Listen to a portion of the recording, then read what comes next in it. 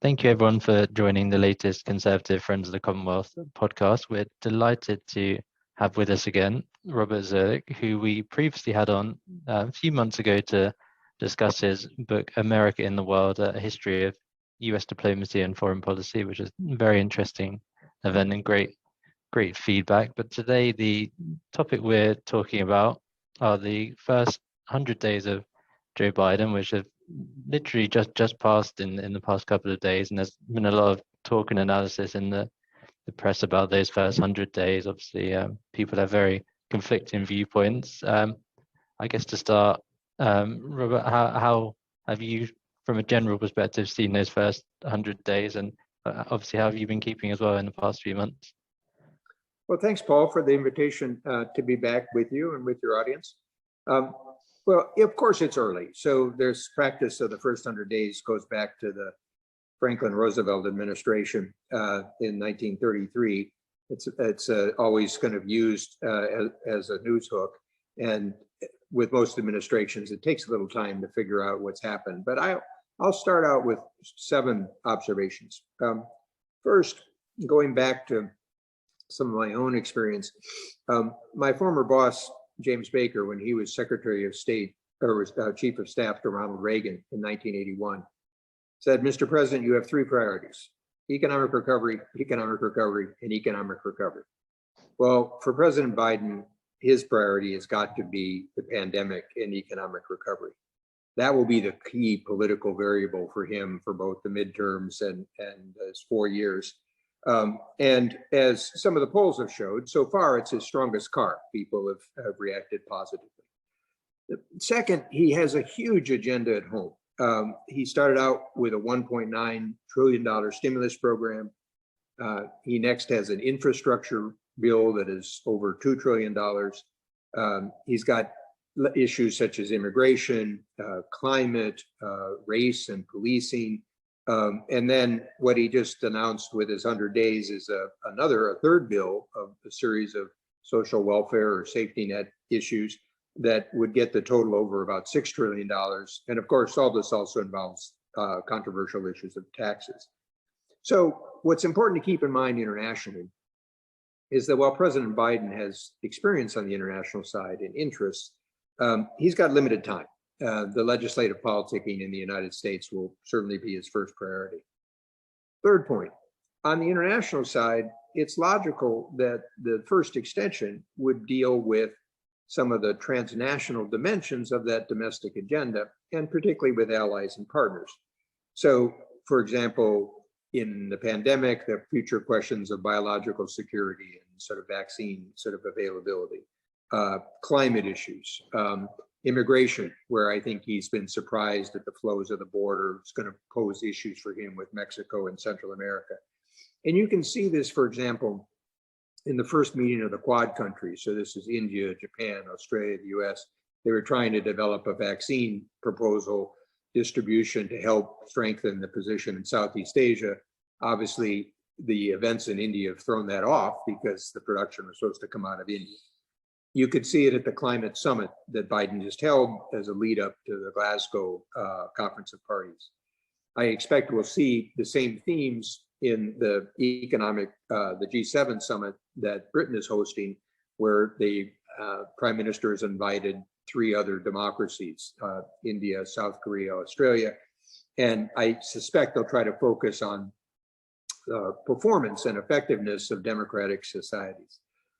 In the economic area, you have the administration's proposal with the OECD about international taxation.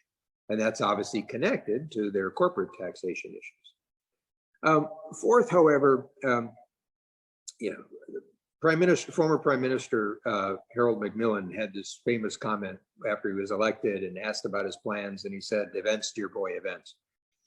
I've never been totally comfortable with that idea. I think it's important for leaders to have some sense of direction, but there's more than an element of truth in it. So in terms of the United States, one will want to watch closely Biden's decision to pull out all forces out of Afghanistan. He's appealing to the frustrations and sort of fatigue of the United States after 20 years of war. But he runs risks of a humanitarian crisis, collapse of the government in Afghanistan.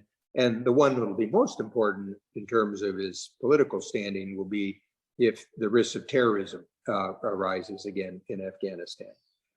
In Iran, the administration is trying to revive the old package of the negotiating agreement done in the Obama era. But you still have the issues of Iranian aggression, the fact that missiles weren't covered, and that even the nuclear agreement had an expiration date. And the other big change, of course, is that Israel and some of the Gulf countries have created their own coalition. And so this creates a complexity and uncertainty, even if he tries to pursue the deal.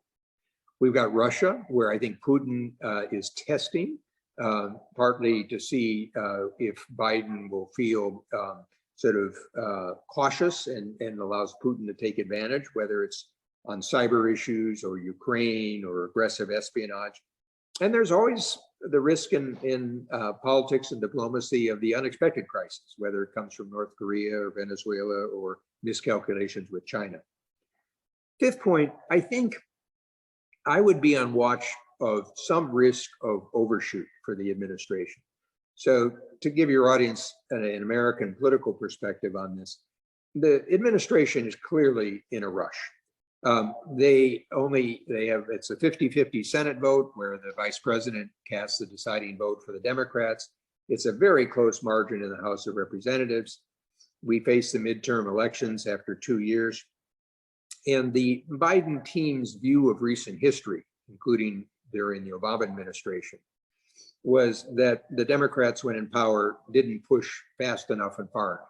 And this administration is clearly trying to reverse that. It's also the way that they try to hold together what is a very broad Democratic coalition with some very strong progressive forces. But there will be risks. I alluded to one, which is that when the signal came to Central America and Mexico that the US border policies will be different, we have a flood of people, whether asylum or immigrants. And our legal system, frankly, including court cases, has precluded the ability to deal with that in a sensible way. On the economic side, we're into what economists call monetary policy 3, and that means first monetary policy is cut interest rates. Second was the quantitative easing, where you buy the securities. Well, third, we're now in a phase where you have very bold fiscal policies, spending, that is financed by central banks, and uncertainty about what the effects will be on inflation and markets over time. I think what's important to add to this is that in addition to the aggressive stimulus policies, in areas such as climate and energy and tax and regulation, the administration is making a whole series of structural changes. And for even people who favor structural changes, one has to recognize there's often a disconnect as they start to take place and markets have to adjust. So he's running some significant risks on this. We had some polling over the weekend in the United States that showed that while Biden has about 50% support and support on his vaccine, there's some anxiety about sort of the full range of his agenda. Sixth, always important in the world, is the China policy. Here, the administration inherited a negative momentum from Trump's actions. One area of bipartisan agreement in the United States is hostility towards China. And so Biden doesn't want to look weak. At the same time, he wants to signal some slight turn from Trump, which at the end really just became an effort to condemn or decouple, not sort of even recognizing the nature of the competition. Biden has used a term, extreme competition. Tony Blinken, the Secretary of State, has used a phrase that I think you'll hear more of, which is competitive where it should be, collaborative where it can be, and adversarial where it must be. But then the challenge is, how do you put these slogans into practice? So far, the administration has kept all the tariffs in place. It's actually added various firms to the sanctions list.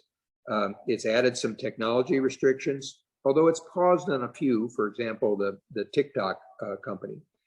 The biggest one, I think, was that Blinken in his confirmation hearings referred to the Chinese actions against the Uyghurs as genocide. And that clearly, it pushes a very sensitive nerve in China. It's linked to their concern about dealing with Xinjiang province, possibilities of Olympic boycotts. So, and this has, of course, triggered a whole series of anxieties for companies about supply chains and how they're caught up with forced labor issues. The other most sensitive topic with China is Taiwan, which will be a hotspot going forward. The priority with China has been, along with the general strategy, to focus first on partners and allies, for example, the Quad, bilaterals with Japan and Korea, and also outreach towards the European Union. I think to put this in context for an international audience, I think the administration will have to sort of adjust to slightly different attitudes in Europe on this. I think Europeans are nervous about China, but they don't want to decouple. And they certainly don't want to just be drawn into clashes based on US politics. The Asian allies are even a more complex set because on the one hand, they want the United States to signal resolve, which they felt they didn't see from the Obama administration, but they want firmness without provocation.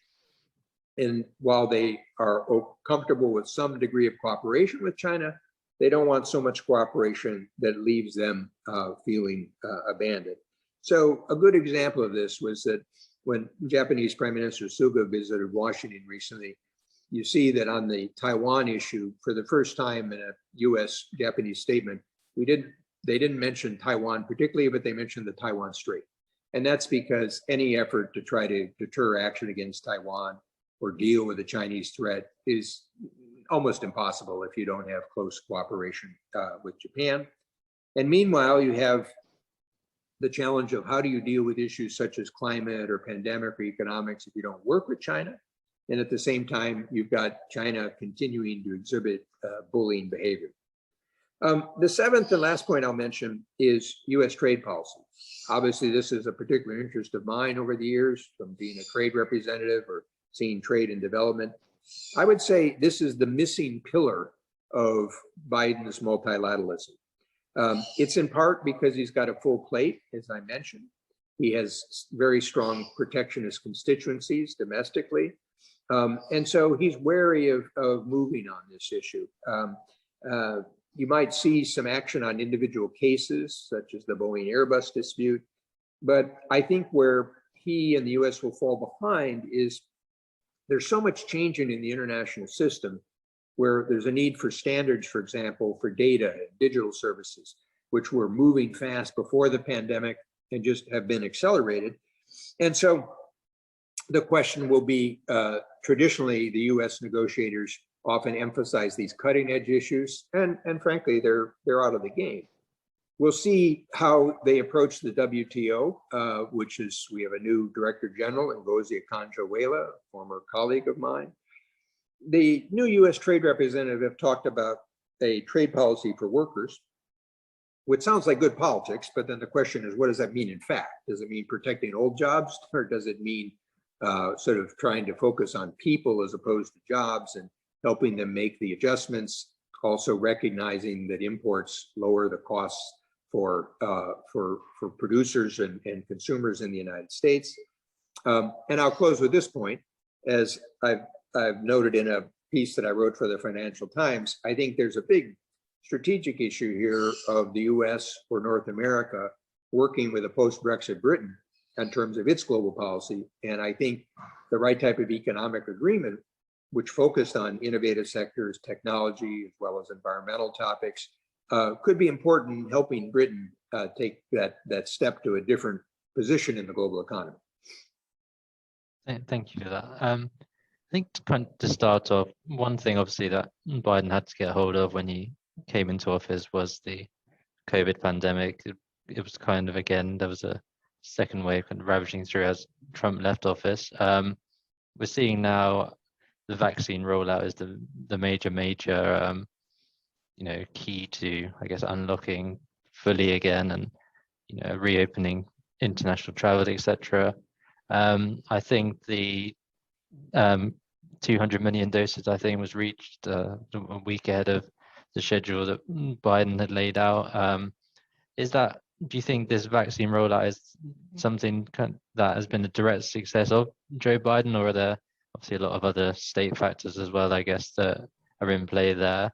And a second point on that, I guess, as the US vaccinates moves on to vaccinate the majority of its population, we've seen from China and also India before their current second massive wave that China's really been using vaccine and vaccine production as a new form of soft power diplomacy. Is that something you see Biden trying to do with the US's massive vaccine production capabilities, or is that something you might stay away from? Well, to start with the US case, success always has many fathers and failure is an orphan. And so I think that the US government commitment to support very fast-paced vaccine manufacturers was one key to this. You also have to give the companies their credit on this, and talking about different types of vaccines. I recall talking to some virologists about a year ago that were recognizing that the approach that you were seeing with some of the US vaccines, the Moderna and the Pfizer vaccine, was using a new technology, the RNA technology. It's turned out that technology is far more effective, although it requires a more complex distribution system and often 2 shots. But so again, I'd come back to say, part of the challenge for governments is where they can step in to support and encourage production and dealing with risk. But the private sector is always going to be key in terms of a successful process. And I think in terms of one of the issues that Biden focused on, I think properly so, was that the Trump administration was pretty haphazard in terms of dealing with the virus, and there were concerns about how the rollout would be done. I think I saw in today's newspaper that about 40% of Americans have now had the vaccine, or at least 40% of adults. The numbers are starting to come down, but one has to be careful, as you've seen in many other societies. You still have to be watch out for sort of people letting up some of the disciplines they had, particularly in indoor activities. And we still face a question about the different mutations, as you've seen in Britain, and you see coming out of India and South Africa and others. It appears that some of the new technologies can deal with that, and frankly, they're already trying to prepare for additional shots. So I think this is not a phase that will be over this year. I think we're going to, just as one has to have flu shots, one will have to have additional vaccines. And of course, you don't really deal with a problem that is global in nature, like a pandemic, unless you can help all parts of the world make the turn on it. That brings you to your question about sort of the Chinese vaccines. This is, in some ways, it's a very typical example of the challenges with China. On the one hand, they recognized that they wanted to move fast on vaccines. They wanted to try to enhance China's reputation by getting the vaccines out there. On the other hand, from what I've seen, there hasn't been open information about the Chinese or Russian sort of vaccines. That sort of raises anxieties. The Chinese are using traditional technology, so you don't get the same protection after certainly a first shot, and it appears even after a second shot. This has had some dangerous effects in, say, Latin America, where the vaccines are available. And I think that we still have to deal with the fundamental problem, which is not going away, of the fact that we're seeing increased propensity of these events with higher costs. This is, if you talk about this with the virology professionals, they'll focus on the connection between wildlife, livestock, and humans, and the zoonotic potential. And there are a lot of other viruses that we have to learn about their composition and how this spreads. And here, I think that, China's sort of halfway sharing of information will not serve it well in the long run. So I tend not to look at this in a zero-sum fashion. I think the world's going to have to be better at dealing with this. Given the source of the viruses, this is going to require help from China and Southeast Asia. And what But at the same time, I think that moving forward, one's going to have to learn some of the lessons about prevention and rapid action. And that's true for all our societies, because you saw this in Britain. There was sort of good times, bad times, like the United States, you've had greater vaccination. So this is an area where we all really have to be honest about learning lessons. So yeah, obviously alongside the vaccine, as you mentioned, there's the stimulus program that's passed in March, $1.9 trillion, I think. The issue that we've started to see there, I think, with that stimulus program is one thing having it approved in Congress, but now the wheels of kind of bureaucracy and administration are making it quite difficult in some places, I think, to get those grants out there and get those programs up and running. Is that something you experienced in government in your time, that it can be hard to get ambitious programs off the ground in that sense administratively, or is that another reason, potentially just the scale of the programs that they put in place? Well, although I spent a lot of years in public service and believe the government has a proper role, I'm certainly well attuned to its oversights and the dangers of bureaucracy. I think for the 1.9 trillion, a lot of that was designed that to be either spent directly or checks to people or some through the tax system. So I think that money will get out there. And frankly, I think you're going to see a huge boom in the U.S. economy. As I was waiting to get on with you, I saw the first quarter numbers come in. I think you're going to see 6.5%, maybe even 7% growth. It's going to be quite a boom period. A lot of the money that's been distributed has led to higher savings. I read Run Account, the U.S. savings rate is now at Singaporean levels, but it won't stay at that way. People will spend it. I think what your question refers to, Paul, it will be the second and third tier issues. So the so-called infrastructure bill, which is about 2.2 or $2.3 trillion. There's the focus on what we traditionally would call infrastructure, whether it's sort of roads and bridges and airports and other aspects. That's actually probably about $400 or $500 million of the bill, or $1 billion.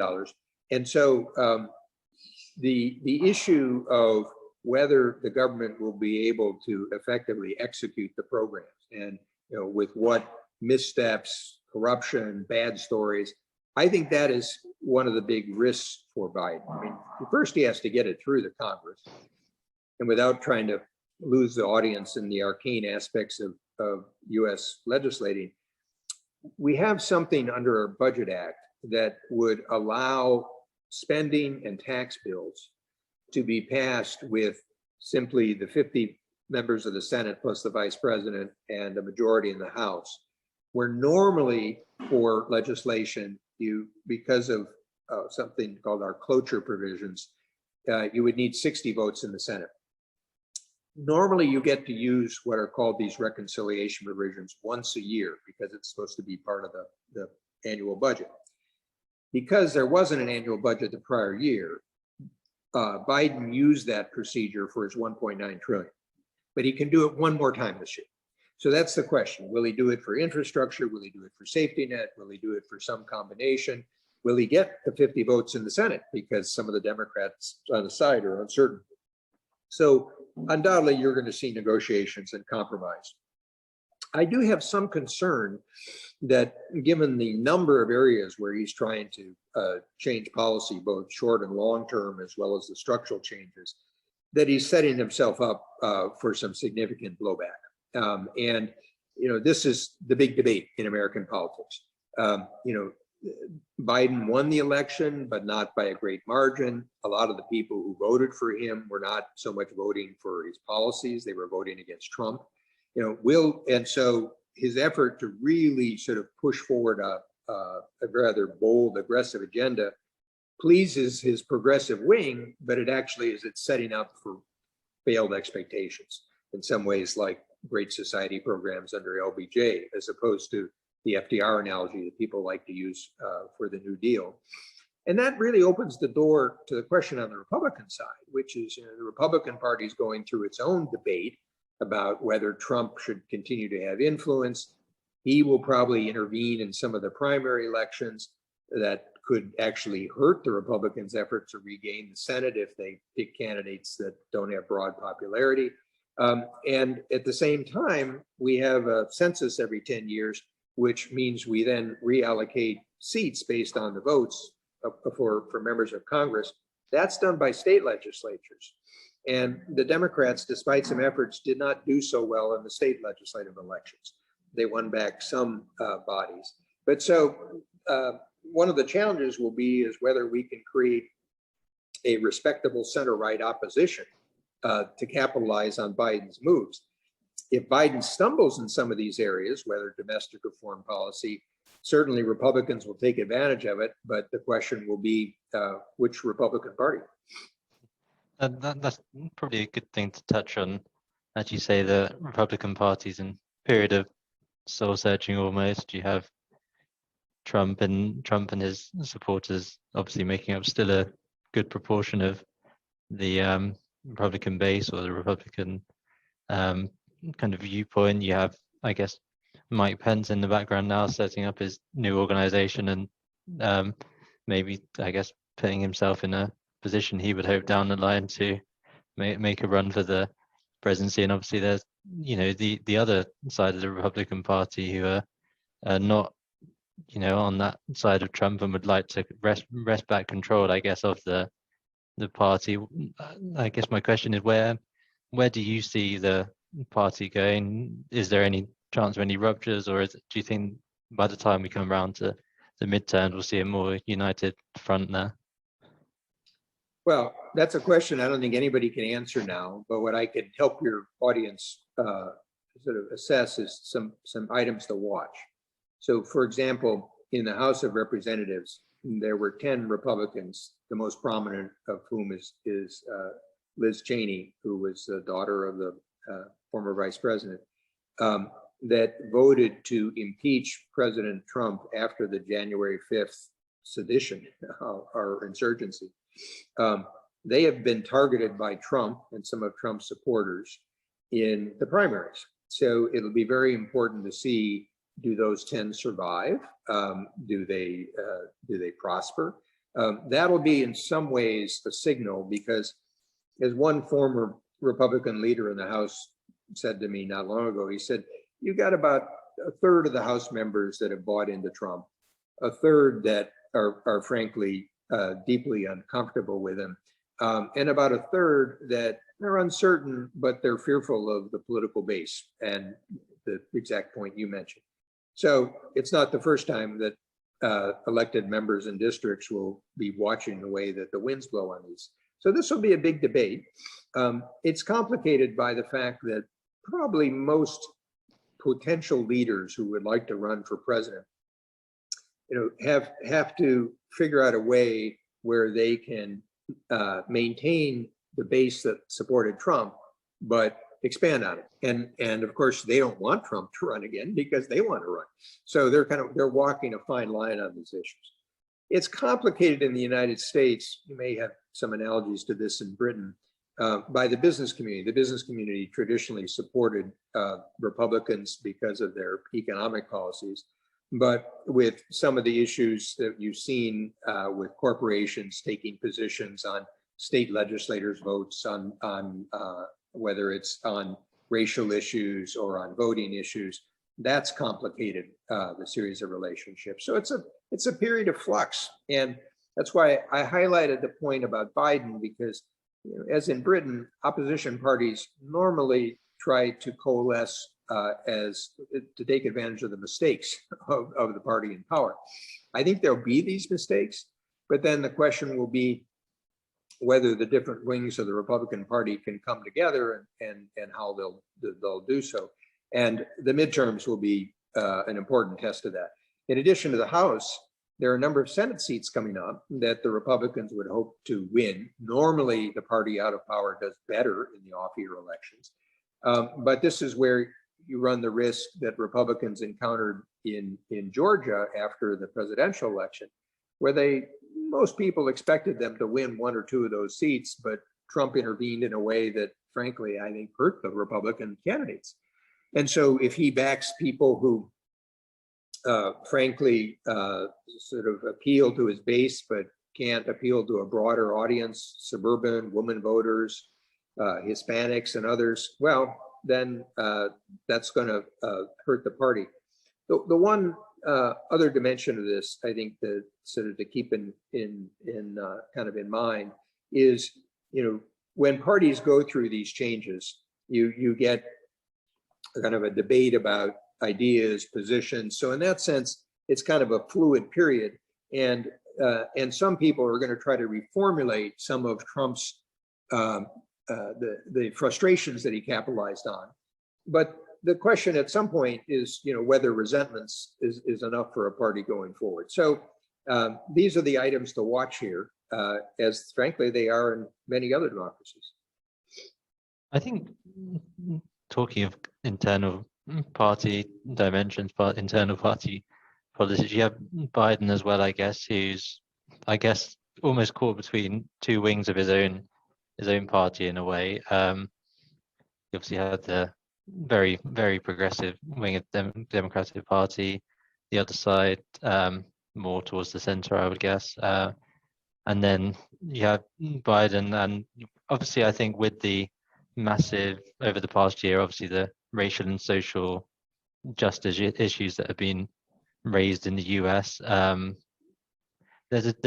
could be a risk, I guess, for Biden of being more reactive to things in that sense, and in a way, making executive orders or making statements which could almost, I don't know how to put it, go more beyond his own personal kind of beliefs. How does he toe the line between the wings of his party, and because he's going to need the vast majority of their support to get through a lot of the things he wants to. So it could be dangerous to risk alienating certain people in his own party. Well, he's a 78-year-old man, and most 78-year-olds that I know are probably not going to change a heck of a lot from the pattern they developed. And if you look at Biden's practice, and I've worked with him in many capacities over the years, he tends to be a legislative politician, negotiating across different constituencies. He always tends to be somewhat to the left of center of his own caucus. So I'm not just saying left of center in the country, I'm saying left of center in his own caucus. And like a good politician, he adapts. So if you look at some of his positions in the 90s, they got him in trouble when in the primary elections in 2020. So I would expect that pattern to continue. I think his party has moved further left. As I've suggested, the progressive wing looks at the Clinton era as being someone like Tony Blair is for Britain, quite successful electorally, but didn't quite capture their hearts. And then similarly, the Obama period, they felt that he didn't accomplish enough of their agenda. And so your closing comment, I think, really put your finger on it. For people like Ron Klain, the chief of staff, and others that are close on the political side, they're going to focus first on keeping the Democratic coalition together. So while they'll talk about reaching out to Republicans, and it's Biden's style to communicate in that way, I think that they're going to be, their first priority, of course, will be trying to keep the coalition together. And part of this, of course, at the end of the day is, Biden's own personal style, what he feels was his strength, and politicians will always play to their strength, is his likability to be regular Joe. So you could even see this in his speech before Congress. It doesn't have a lot of high rhetoric or flourishes. This is not John F. Kennedy. This is not Obama. He thinks that will keep in touch with the average person, and it might. But as he piles on some of these sort of aggressive steps, he runs increased risks. But that's a risk that he and his team have decided to run. To take it back to the foreign policy area, I mentioned some of these, whether it's Afghanistan or Russia or Iran, these will also factor in, because around the world, I think a lot of countries sort of sense they know the background of Biden and his team, but they're not quite sure where they will draw lines, where they'll use power, where they'll try to compromise. And so those are areas that we'll have to watch during the course of the year. Do you think there'll be any pressure from certain elements of the party for Biden to step aside after one term and act as a sort of gatekeeper to a more progressive Democratic candidate in 4 years' time? Or do you think he's gone in fully intending to serve out 2 terms if he wins the election, wins re-election? Well, a lot of your viewers may recall Teddy Roosevelt, who was the president of the United States in the early 20th century. Teddy Roosevelt took office at the start of William McKinley's second term when McKinley was assassinated. So he had most of McKinley's term, then he won a term on his own. After he won election, so he had basically 7.5 years on his own, he made a statement which he always regretted, which is he said that he wouldn't go for what amounted to a third term. So no American president is going to suggest that they're going to step down early because it would be seen as undermining their strength and leverage than the use of the office of the presidency. However, I've always perceived Biden as a transitional figure for the reasons we mentioned with the coalition, but also the Democratic Party coalition, but also his age. So to answer your question explicitly, that demand won't come up now, but certainly after the midterms, this will be a sort of a key issue. And this is where it's interesting to watch what happens for the vice president. It was interesting to me that President Biden asked her to focus on the issue of Central American immigration. That's a tough issue. That's one that's not going to be so easy to be dealt with. It's one that he had to deal with as vice president. So people will be watching closely for performance. And then, of course, there'll be jostling among the different factions of the party, which adds to the complexity of Biden's effort to govern. So just to give you one other inside sense of this, the majority leader in the Senate, Chuck Schumer from New York, senator from New York, knows that AOC, one of the left-wing sort of members of the House, is kind of nipping at his heels to possibly run against him in the primary for New York State Senate seat. So in parliamentary systems, this is something that is more common than in the US system. One of the things I learned in working with parliamentary systems is that leaders often have to watch their competitors in their own party as much as the opposition party. But you're going to see some of that in the US system over the next couple of years too. I think you could almost imagine Trump and his allies almost wishing for what they would call a far left candidate to be running next time around to sort of reignite their, I guess, culture war or almost platform and just get back into their element. I think a lot of the problem, I guess, was with making those attacks on Biden, as they didn't really wash. He couldn't really be perceived as a massive AOC type character, and there's limited impact that sort of line could have. I guess to move on though, one thing I'm not sure on the significance of it that I read recently is to do with the Affordable Care Act, obviously, which the administration flipped the Trump position on now, and would like the Supreme Court, I think, to uphold it. Is there any risk that if the act is struck down, there'd be real difficulty for the Democrats to pass anything remotely like it again, or anything to replace it? Well, that's an interesting item to focus on, because in the progressive or left wing of the Democratic Party, there was a push to do more in healthcare, create something more similar to the British national healthcare system or the Canadian system. And Biden has resisted that. So instead, he's trying to work with the existing structure. Politically, after some ups and downs, it appears that the level of comfort of most people with the system has increased. And some of it has different components. So expansion of Medicaid for the poorest, efforts to allow people to buy various types of insurance policies. And I think that you'll see the administration try to look at the margins. So for example, with Medicare, which is our system for people over 65, whether they move that down to say age 60, those sort of issues. My own guess is that the Supreme Court under Chief Justice Roberts will be cautious on this issue. But if I take your hypothesis that you mentioned of whether, and if they strike down, this is a technical issue about sort of the taxing authority. If they strike it down, there's a question, of course, do they take down the whole act or do they take down one piece of it? My own guess is they would take down one piece, not the whole act. I actually think that it could create some momentum for a fix. And this would actually put a challenge for both parties, because there's aspects of Obamacare, for example, that you cannot deny people insurance because of pre-existing conditions. That is quite popular.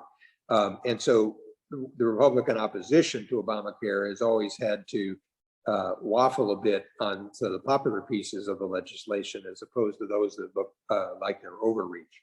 So that is actually an issue that is interesting, because Biden hasn't moved to the full left on that, as he has on some of the things that he just proposed last night.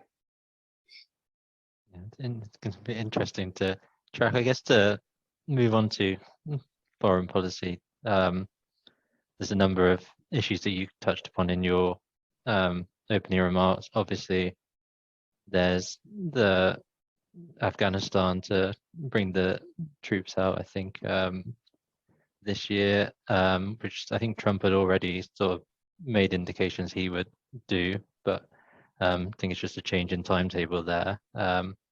Obviously, Iran is a talking point. I think talks resuming, or talks seem to always be resuming or continuing at some point with Iran.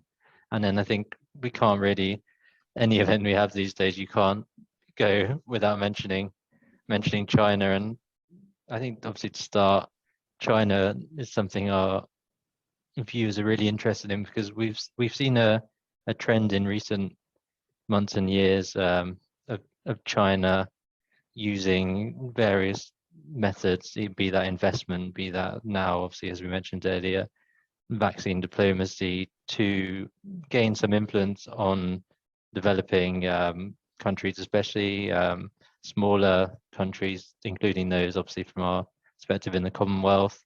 And one thing a lot of people talk about is it a need almost for an alternative to Chinese investment. I think there was an article a couple of weeks ago where I think the Prime Minister Boris Johnson was trying to drum up some interest with Joe Biden and amongst others, of putting together some sort of way to combat this Chinese investment and almost offer an alternative in that sense. Do you think that's something that has legs in the way? Is that something the US could do more of? Look to invest in, obviously after domestic issues of the COVID pandemic aside, look to invest more globally and combat Chinese influence in that way, rather than as Trump was almost in a way trying with the trade wars and outbursts? So let me take it back a step. I think for the United States, Britain, and other democratic societies, the first order of business is to succeed at home. And in a long-term competition with China, I think it's a mistake to try to imitate Chinese methods, trying to close off whether trade, investment, openness to people, because I think our strength as our societies is our resilience and our openness to ideas, capital, people. If you think about the effect of immigration in this country on startups and kind of innovation more generally, it's been huge, as it has been in the case of Britain. So this, I think you'll see coming out of the London summit, this effort about trying to demonstrate how democracies can be effective. In terms, and of course, this is also important because as you think about other countries or the developing world, people are trying to see which societies are successful over time. Now, as for investment strategies, you will see some effort. For example, in the Trump administration, there was a effort to reformulate OPIC, which is the Overseas Private Investment Corporation, into a new sort of development investment group. But I think, again, for Britain and the United States, it's a mistake to try to do this too much with state-centered policy. In other words, what I would try to do is work with countries to create the condition for private capital and private investment. These numbers will dwarf whatever you can get from the public sector. And this takes you right back to the issue about trade policy. I'm afraid this is where I think the United States is sort of falling behind. And let me sort of expand the whole notion to this point I made about digital trade. You can just see across every business with which I'm familiar the importance of data issues and the digital economy. And the United States tried to develop some rules on that with Mexico and Canada, with the TPP countries, to allow open data flows, not to have data localization and protection of software. I think for many developing countries, this is going to be key to their ability to, whether it's supply chains, take advantage of different types of technology. And so while I think there will be attention on the topic that you mentioned, I think it's important to think about 21st century solutions as opposed to 20th century solutions. This is not to say that there isn't a role for public capital. Traditionally, Britain's DFID, which is now part of your Foreign and Commonwealth Office, was quite innovative in trying to deal with these areas. When I was at the World Bank, we were trying to create conditions for better governance and anti-corruption, as well as safety nets and proper infrastructure. So there's undoubtedly a need to be able to see how you can leverage public funds to have more successful sort of private capital flows. But it comes back to the larger point about how to compete with China. And I think one is finding that some of the Chinese overreach, debt problems in developing countries, corruption issues, these will blow back on China. It comes back to this also, the issue about democratic societies, because where the Chinese system has been successful for them, it's in countries such as Cambodia, where you basically have a corrupt regime. And so they managed to skim off some of the funds. China manages to have sort of infrastructure development. And so insofar as one can focus on the principles of transparency, fair competition, sort of open procurement systems, I think one will be more successful in identifying some of the Chinese overreach. The Belt and Road, of course, was a concept, whether it was done for using Chinese overproduction, whether it was used for geopolitical, whether it's used for sort of economic gains. But you're already seeing in some of the countries that there's a reaction because China has agreed to renegotiate some of the debts from the Exim Bank, but not from the China Development Bank. So this really goes to a point that I've tried to make with China, which is now and then the sort of the blunt confrontation, condemnation, I don't think is as effective as if I think about a British historical strategy, maybe as opposed to the blunt attack, sort of working around the margins by also helping countries develop their ability to negotiate with China on these issues, identify the corruption issues, offering them private sector alternatives. And it also recognizes the fact that China is not going to go away. So the question is, China's economic influence will be part of the system. Are there ways to nudge it in more constructive directions? And I think they can be. I'll take the Asian Infrastructure Investment Bank as a good example. The Obama administration opposed it. I wrote a piece at the time saying it really depends on how it's set up. If they end up using international governance rules, transparency, anti-corruption, this could be a constructive addition. And Liu Jiawei, the man who was put in charge of it, hired a bunch of my colleagues, former colleagues from the World Bank. And by and large, what they've done is they've joined financing projects from the World Bank and the Asian Development Bank.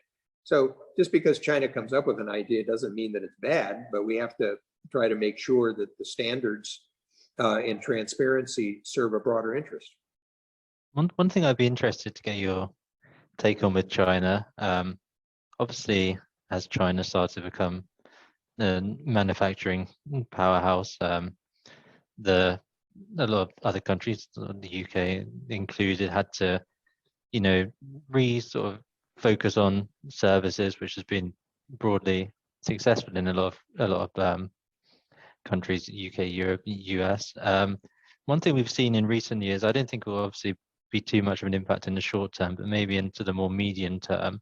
So obviously, as quality of living improve in China, incomes rise, that cost of labor is increasing in China, and obviously we've seen some movement with companies moving their production to Southeast Asia, for example.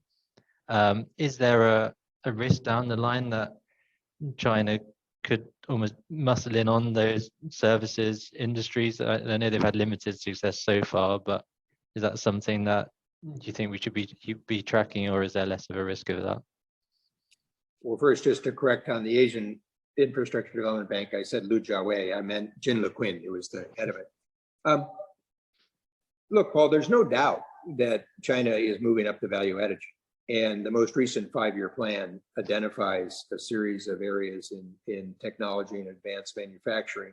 And it's part of a larger strategy where China's reaction to both COVID and the US decoupling was to create increased domestic supply chains, but also move up the value added side. There's also a race against time here. China is going to grow old before it grows wealthy.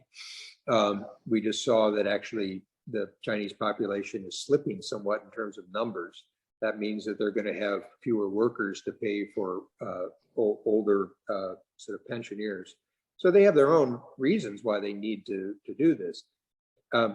First point, which you mentioned, is this actually creates some opportunity. For example, countries like Vietnam, which have been quite successful in drawing some of the sort of production activities. And I think you're right to focus more generally on Southeast Asia and creating the context for this, which also has strategic interest for the United States, Britain, Australia, India, Japan. Whether it will create competition, of course it will. And the challenge in the services area is creating equal opportunities. In general, what China does is it will welcome international players if it can see it serving its overall development strategy. So what we've observed over the past year or so is that China has had a great expansion of its bond and financial markets. A lot of the investors are still retail. It wanted to have greater depth and liquidity and institutional participation. So you've seen they've opened it up for various asset management players. So there are still sort of win-win opportunities in this. The challenge that I think we're going to see with China, with both services and technology development, is in general, over time, societies that are more open, that have more freedom, sort of more ability for private sector competition and liberties, are better at the cutting edge. And so China has capitalized on the fact that in the productivity curve, it's sort of moving out to the frontier where the US and Britain have operated for a number of years. And so the challenge will be whether, with Xi's clear efforts to strengthen the role of state-owned enterprises with the private sector, his greater emphasis on the control of the Communist Party, whether this limits some of the development. I won't go too far in this because I think, at least in the US, maybe in Britain, people don't appreciate still the scope of the Chinese and the broader Asian market, and that it is becoming less dependent on exports to the United States or the EU than it was in the past. And it's the reason why, again, coming back to trade policy, I think the United States would be wise to engage in the future standards of that market. So, it's a terrible irony that the Trans-Pacific Partnership, which was with 12 countries, the US dropped out of it under Trump, had basically the standards that had been set from the free trade agreements that I had negotiated, because 6 of the 11 we had free trade agreements with. You now have China suggesting that it would like to join the TPP as well as Britain. And meanwhile, the US still stands off, which I think is a big mistake. So point one, yes, there's going to be more competition from China in these areas. Point two, Western societies, I think, still have advantages if we're smart enough to take advantage of them. Yep, 100%. I'd just to finish off, I'd be keen to come back around to your book that we had our last event on, which is very interesting read, America in the World, History of US Diplomacy and Foreign Policy. Finish off by asking you if all the presidents you covered in that book throughout history, or more broadly, who had the most interesting first 100 days in your opinion there, and what would you point out? Well, Franklin Roosevelt is the historical standard, but he came in with these huge majorities, and frankly, a lot of his policies were seen by economic historians as mixed in terms of their usefulness, but he rebuilt the country's confidence, and that was the key role that I think FDR played. The economy actually, he came in office in 1933. It actually started to slip again in 1937. But eventually the spending for the war economy of World War II gave a huge productive sort of boost. But one of the points that I tried to introduce in the book was that over 200 years, there isn't one strategy or concept that has been dominant. So when you read Kissinger's work, you get a sense of European realpolitik or realism. That's one strain of American thinking, but there's other strains as well. And what I tried to do, talking about the importance of North America or trade and technology and the alliance system and public support, larger purpose, is to give a framework, but to understand that a lot of my experience and my reading of history comes down to people trying to solve problems in practical ways. If you think about the items that we've discussed, whether domestically or internationally, there's a tendency among thinkers to kind of always want to put these into conceptual frameworks and be able to debate those.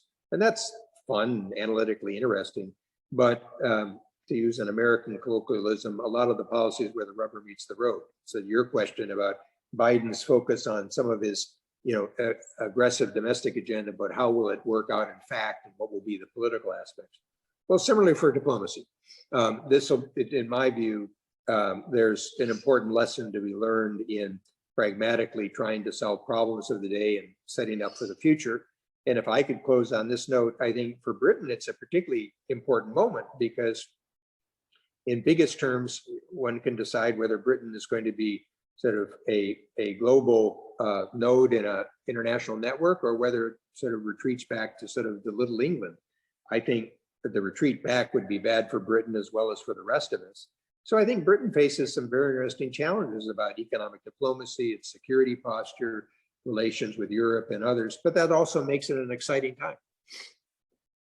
Thank you so much for that, Robert. It's been a pleasure to have you on again, and I'm sure we will again in the future.